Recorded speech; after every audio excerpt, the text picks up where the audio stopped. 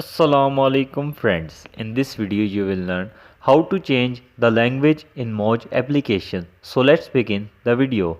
The process is very simple. Make sure that you are connected with your internet. First of all, you will go to your MOJ application.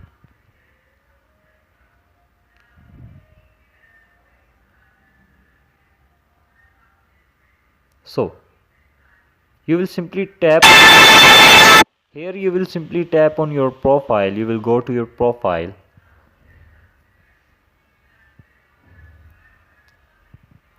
So here at the top corner there are three horizontal lines. You will simply tap on three horizontal lines.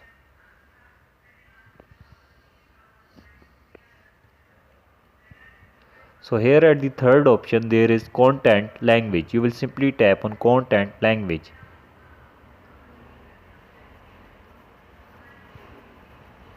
So here are the languages which are shown. You will simply tap on the language which you want to select.